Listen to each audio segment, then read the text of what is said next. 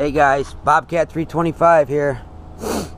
So yeah, today I want to make a video and show you my firewood rigging. We're doing firewood.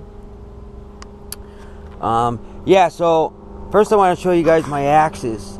My father left me and my brother left us both, because that's how I first came about firewood, is with my father. Back then, I remember he always split everything by hand. Even this hardwood here in Connecticut, you know, in the Northeast, you know, everybody burns hardwood. You know, we only use the softwood, you know, pine and stuff for campfires and stuff, because nobody wants to clog up their chimneys and stuff around here. And I mean, like they say, if you have dry enough softwood, you know, your pine and hemlock or whatever it is, you know, it'll burn clean if it's dry enough. But anyways, around here, so I remember him using a maul and wedge and the big wedges, the steel wedges. Matter of fact, I think I have those over here. But yeah, here's I got 3 log splitters. This is my first one I've had. This is my backup log splitter. It has an 8-horse Tecumseh, and it's really fast. It's really fast. I bought it on a farm over in Higginham, Connecticut. I can remember, geez, back in the early 2000s, right around the year 2000. I bought it. Geez, now it's 2017. Wow, it's been a long time. But this thing, I always serviced it every year, but this thing starts, man, I haven't started this in a while. I start all my stuff every now and then, but this thing is like a bear.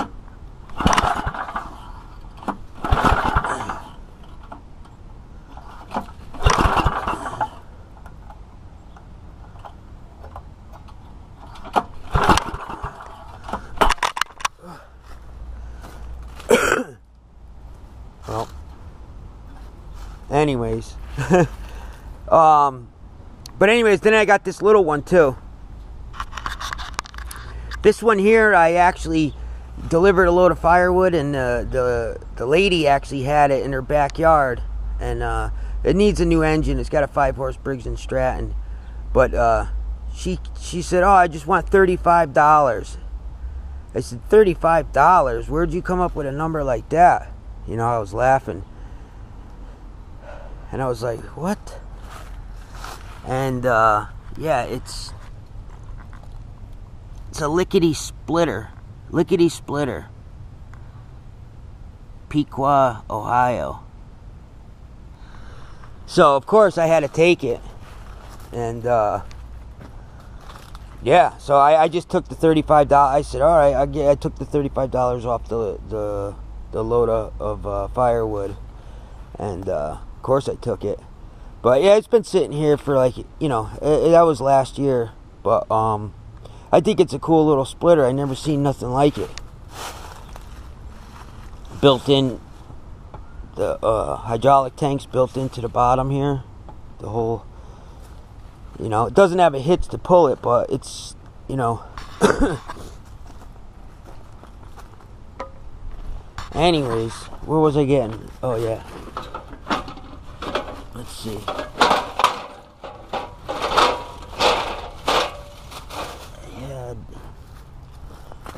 I had some wedges. But I remember him doing that.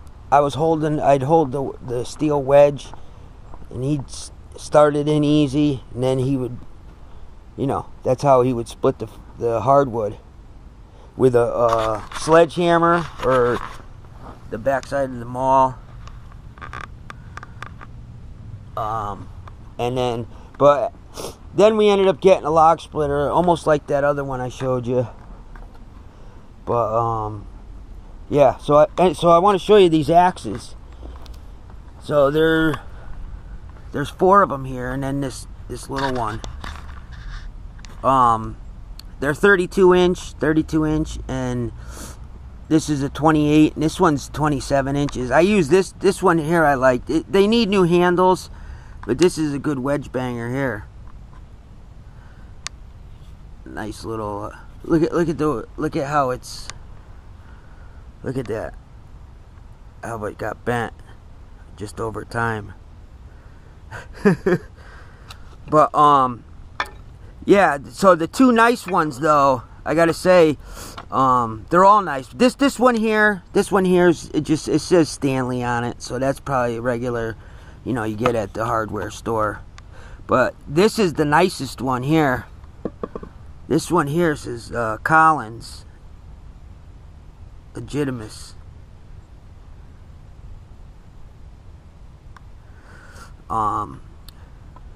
Real nice.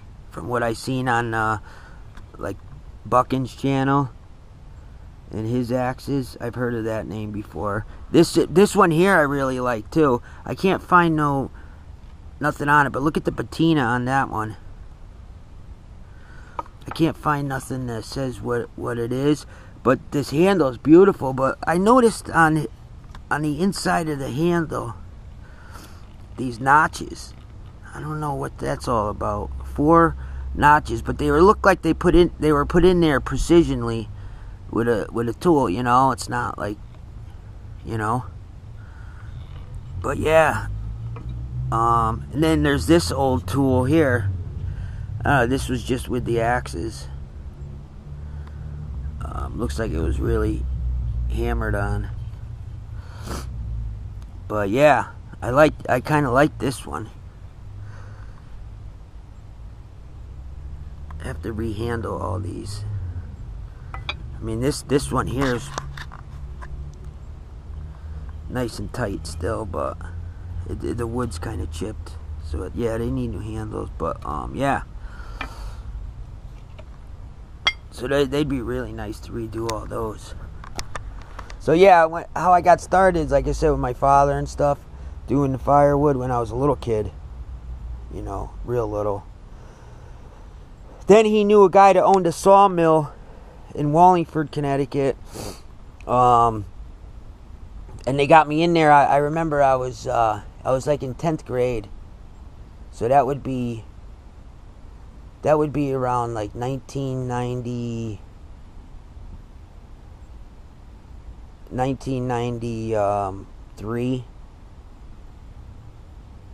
Around 1993. So he got me in there. It was a sawmill. I remember they gave me this hard hat. Sorting. Used to have to wear it all the time, with the screen. And what I used to do actually is catch off the sawmill. He said I was one of the youngest they ever let do it, but they knew my background, and I delivered firewood with my dad and helped him, and I was running power saws, and but it had like a 4-foot circular blade. This was a sawmill, where they had the sawyer. He was on the other side with all the running, tightening the dogs, and he'd have the PVs and roll the logs onto the carriage, tighten the dogs down. Then he'd have this big handle, and there was like a ruler, a yardstick on the back side, and he would know, first cut the slabs off, and then he would know how many pulls to do it. And he used to make the boards and the cants, 4x6 cants. But I used to catch it all coming off the other side. And the sawyer, I used to watch him every morning sharpen the teeth. He let me have one time. There's 2 parts to it. The shank and then the tooth. You can see this is the tooth that cuts it.